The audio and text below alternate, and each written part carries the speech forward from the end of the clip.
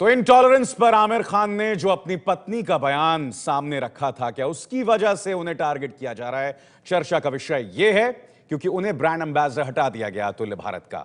खास मेहमान मेरे साथ बने हुए हैं, बीजेपी की तरफ से शाजिया इल्मी, कांग्रेस की तरफ से संजय झा, हमारे साथ इमेज कंसल्टेंट दिलीप चेरियन है और साथ ही आरएसएस आइडियोलॉग राकेश सिन्हा यहां नोएडा स्टूडियो में मेरे साथ। मगर हम बहस क्यों कर रहे हैं, आइए देखते हैं ये रिपोर्ट। बड़ा प्रश्न में आज दो चेहरे हैं, पहला आमिर खान, दूसरा अमिताभ बच्चन। आमिर खान अतुल्य भारत के कैंपेन से आउट हो गए हैं, तो इसी कैंपेन में एंट्री हो सकती है मोदी के गुजरात के ब्रांड एम्बेसडर अमिताभ बच्चन की। सवाल यह नहीं कि आमिर खान के अतुल्य भारत से जुड़ी कंपनी का करार केंद्र सरकार के साथ खत्म हो गया है, सवाल खुद आमिर की छवि का है। आमिर ऐसे अभिनेता रहे हैं जिनके लिए सामाजिक सरोकार के मुद्दे अहम रहे, चाहे वो सामाजिक आंदोलनों में उनकी भागीदारी हो या फिर फिल्म और टेलीविजन में उनकी भूमिकाएं। विरोधी मोदी सरकार पर आमिर खान के इस बयान को लेकर हमला कर रहे हैं, जिसमें आमिर ने कहा है कि उनकी पत्नी ने देश में बढ़ रही असहनशीलता को देखते हुए देश छोड़ने की बात कही थी। वो कंपनी के चक्कर में है या आमिर खान के चक्कर में है, ये तो एक कहने की बात होती है, लेकिन स्वाभाविक बात ये दिखती है कि मुझे तो लगता है कि टारगेट या निशाने पर आमिर खान है। आमिर खान साहब हैं या जो और भी हमारे कलाकार हैं जो कला के क्षेत्र में लोग काम कर रहे हैं, वो क्लीन इंडिया अगर कैंपेन है या देश को तरक्की और देश में जो सामाजिक सुधार का अगर कोई कैंपेन है तो उसमें वो उन्हें जोड़ने की जरूरत है, वो हटाएंगे क्यों?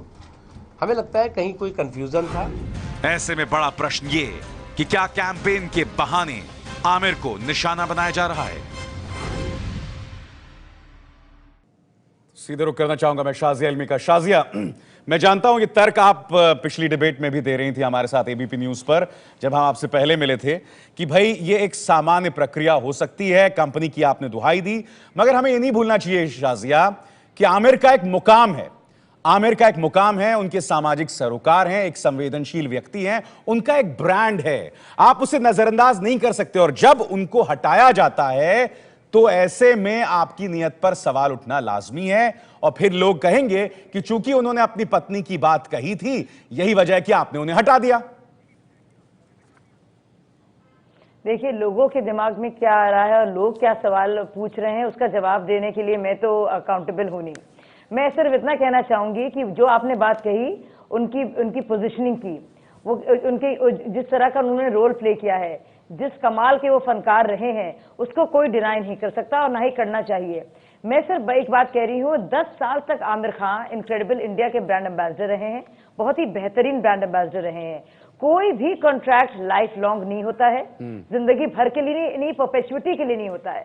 और 10 साल वो रहे हैं, जब बीजेपी नहीं, मगर ये इत्तेफाक नहीं है शाजिया कि जब उन्होंने असहनशीलता पर बयान दिया, आपने उनको रुखसत कर दिया, बेहतरीन ब्रांड एम्बेसडर, आपने उन्हें रुखसत कर दिया। शाजिया, ब्रांड इंडिया ही रहेगा। शाजिया, आपने उन्हें रुखसत कर दिया, ब्रांड एम्बेसडर ये इत्तेफाक नहीं है शाजिया। सबसे बड़ा ब्रांड इंडिया ही रहेगा, भागिए मत सवाल से, सवाल से भागिए मत शाजिया। मुझे बताइए, आपने उन्हें रुखसत क्यों कर दिया? फिर अगर इतने महान ब्रांड हैं, किसी ने उनको रुखसत नहीं किया। और एक बात मत भूलिए, आमिर खान के जो सामाजिक सरोकार हैं, इस वक्त फिल्म इंडस्ट्री में संभवतः सबसे ऊंचा मुकाम है उनका, उनके सामाजिक सरोकार की बात करें तो आपने क्यों हटा दिया उनको? नहीं, मैं ऐसा नहीं कहूंगी। और आपकी एक और जो पैकेज में चला था, आपने जानबूझकर पैकेज में चलाया कि मोदी सरकार के लिए बोलने, गुणगान करने वाले अमिताभ बच्चन को बनाया गया है। मैं आपको याद भी दिला दूं कि समाजवादी पार्टी नहीं, ऐसा कुछ पैकेज में ऐसा कुछ नहीं कहा गया है। हमने सिर्फ ये कहा था मोदी के गुजरात के ब्रांड एम्बेसडर। आप सुन भी ठीक से नहीं रहे हैं शाजिया। समाजवादी का जिक्र नहीं किया, आपने उत्तर प्रदेश का जिक्र नहीं किया, तो मुझे लगता है जानबूझकर आपको भूल गए शायद। तो मैं याद दिला दूं आपको भी और आपके दर्शकों। नहीं, मगर आप गलत बयानी ना करें शाजिया, आप गलत बयानी ना करें, क्योंकि रिपोर्ट में ऐसी कोई बात नहीं कही गई। आप गलत बयानी नहीं करें, आप एक बयान, आप एक बहुत बड़े तथ्य को हटा रहे हैं। संजय झा, इस तरह से चीजें सामने पेश आएं। संजय झा, ये तो कह रहे हैं इसमें सामान्य प्रक्रिया, आप खामखा क्यों बवाल कर रहे हैं इस पे? संजय, देखिए अभिसार जी, भारत के लोगों ने देखा है कि भारतीय जनता पार्टी के अंदर एक बदले की भावना, एक राजनीतिक प्रतिशोध बहुत ही ज्यादा है।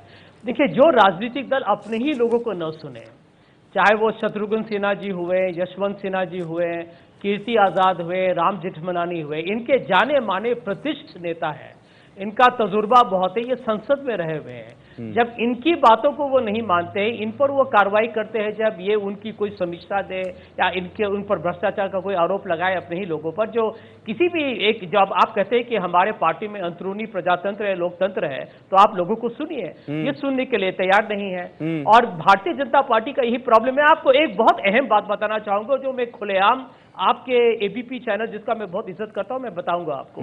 ये प्रश्न पूछिए आप सिन्हा जी से और शाजिया इल्मी से, आमिर खान ने क्या कहा जो भारत के राष्ट्रपति प्रणब मुखर्जी ने नहीं कहा था, जो Raghuram Rajan ji governor of reserve bank ने नहीं कहा था, जो भारत के इतने रिस्पेक्टेबल इंफोसिस के हेड नारायण मूर्ति ने नहीं कहा था, जो इंटरनेशनल मैस्ट्रो जुबिन मेहता ने नहीं कहा था। क्यों आमिर खान और शाहरुख खान की फिल्म दिलवाले पर इतना जो मेरा तर्क इस पर यह है, इसमें आपको दिमाग लगाने की जरूरत नहीं है। ठीक है संजय, क्यों कर निशाना बनाना ये भारतीय जनता पार्टी का एक शैली हो चुका है। ठीक है, एक मिनट शाजिया, मैं आपके पास आऊंगा, शाजिया मैं आऊंगा, राकेश सिन्हा के पास मुझे जाना पड़ेगा।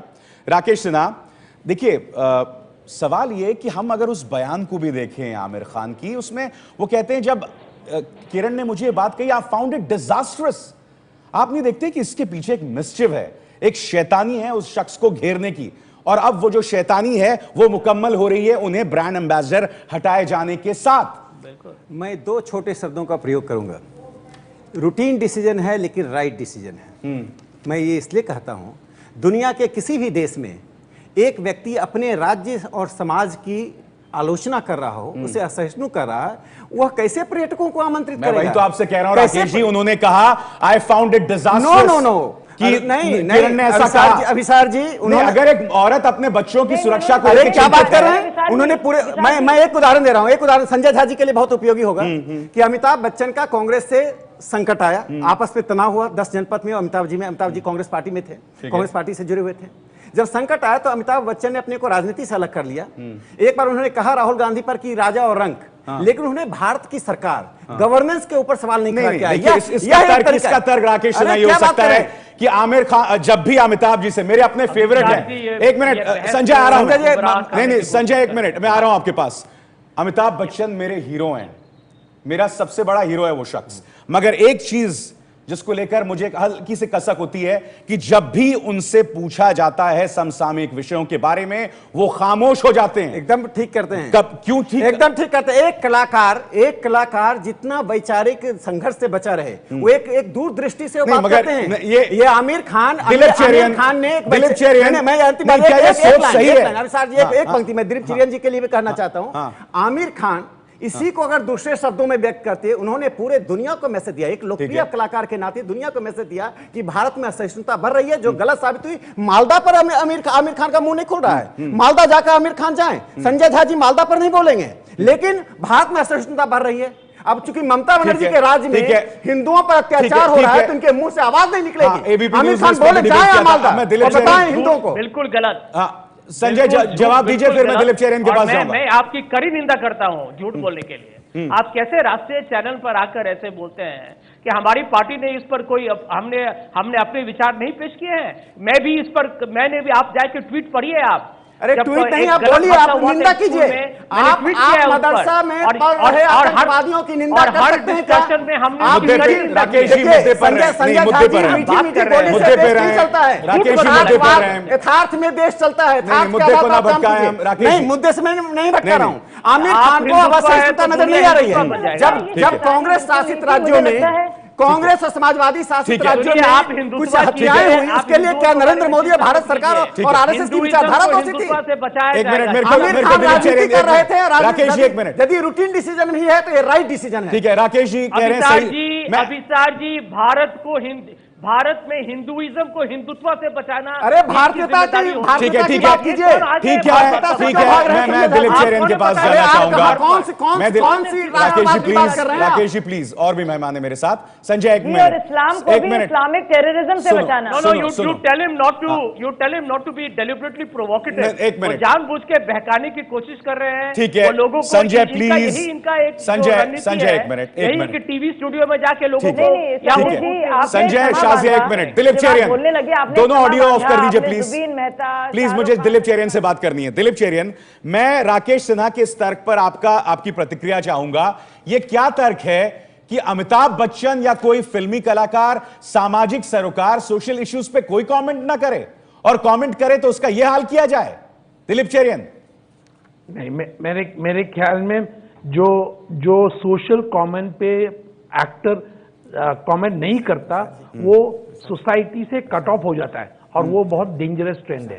दूसरी तरह ये हमें सोचना पड़ेगा कि जो भी एक्टर अपना मन बताएं, उसमें गवर्नमेंट का कोई उससे अनुरोध करना या विरोध करना ठीक नहीं है, क्योंकि एक्टर्स है और वो सोसाइटी में जी के सिटीजन्स के रोल प्ले करते हैं, तो उसमें कोई खराबी नहीं है। बिल्कुल। अगर आप ये कह रहे हैं इस वक्त कि ये एक रूटीन डिसीजन है, तो रूटीन डिसीजन का भी फ्लिप फ्लॉप करना उचित नहीं है। इंडिया के ब्रांड पे उसका भी असर पड़ता है। इंडिया के ब्रांड पे बहुत अहम बात आपने कही। इस तरह का फ्लिप फ्लॉप इंडिया के ब्रांड पड़ता है। पे ऐसे ठीक है दिलीप चेरियन, मैं आऊंगा आपके पास, आपके पास। मेरी मजबूरी है, बहुत छोटा सा ब्रेक मुझे लेना पड़ रहा है यहां पर। तो चर्चा हम ये कर रहे हैं कि अगर उन्हें ब्रांड एम्बेसडर के तौर पर हटा दिया गया है तो कहीं वो प्रतिशोधात्मक तो नहीं है, कहीं इंटॉलरेंस पर उनका जो जिक्र किया जाता है उसका नतीजा तो नहीं है? एक बहुत ही छोटे से ब्रेक के बाद मैं लौट रहा हूं।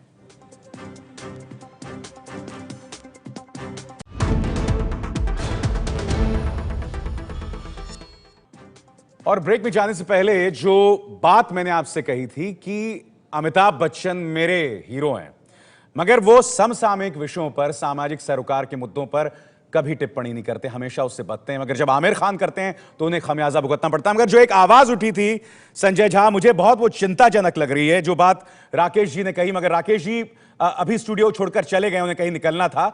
बहुत चिंताजनक है कि भैया फिल्म एक्टर्स को या इस तरह के सेलिब्रिटीज को सामाजिक मुद्दों पर नहीं बोलना चाहिए, वरना खमियाजा भुगतने को तैयार रहे। देखिए अभिसार जी मुझे बहुत खुशी होता है कि सिन्हा जी वहाँ रहते हैं, क्योंकि मैं कहना चाहूंगा कि जो सच्चाई क्या है, अब सच्चाई को हम स्वीकार करें, हम पॉलिटिकली करेक्ट न बने।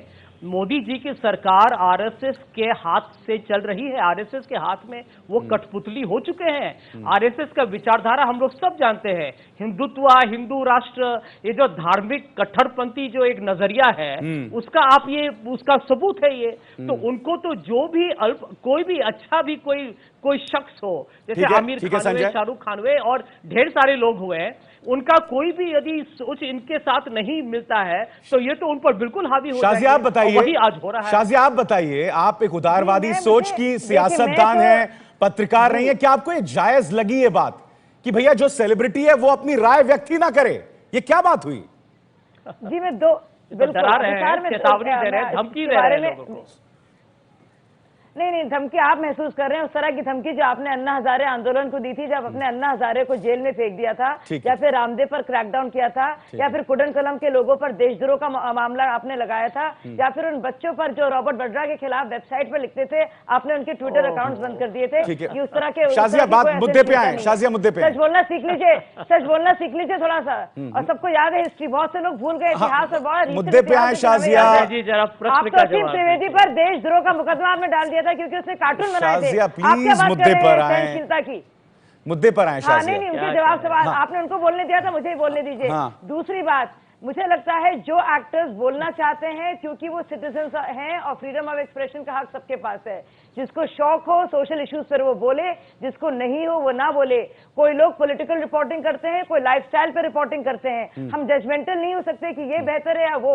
आप अमिताभ बच्चन को इसलिए उतने बड़ा ब्रांड नहीं मान रहे हैं क्योंकि वो सामाजिक इशू से बात नहीं कर रहे हैं। ठीक है, आखिरी कमेंट दिलीप चेरियन। संजय शाजिया एक मिनट, संजय शाजिया नहीं, दिलीप चेरियन। अब दिलीप चेरियन बोलेंगे, सिर्फ दिलीप चेरियन बोलेंगे और कोई नहीं, जो है सिर्फ दिलीप चेरियन बोलेंगे। ब्रांड एम्बेसडर बनाए, वो जहां भी ब्रांड एम्बेसडर का चॉइस होता है, मैंने 20-25 साल से एडवर्टाइजिंग इंडस्ट्री के काम किया है और उसमें मुझे ये दिखाई दिया कि ब्रांड एम्बेसडर का चॉइस क्लाइंट का चॉइस होता है और एजेंसी कुछ चॉइसेस देते हैं क्लाइंट को कि इनमें से आप चुनिए कौन लायक होगा। तो अगर गवर्नमेंट को चेंज करना था तो वो डिसीजन ठीक समय लेना है और मेरे ख्याल में इस वक्त वो लेना उचित नहीं है गवर्नमेंट के लिए। ठीक है, बहुत बहुत शुक्रिया आप सबका। मगर जाते जाते एबीपी न्यूज का वो ट्विटर पोल जो अगले 24 घंटों तक ट्विटर पर रहेगा, मगर अब तक के नतीजे आपके सामने। कंपनी के बहाने क्या आमिर खान को निशाना बनाया गया है? 37% कहते हैं हां, मगर अधिकतर लोग कह रहे हैं नहीं, आमिर खान को निशाना नहीं बनाया गया है।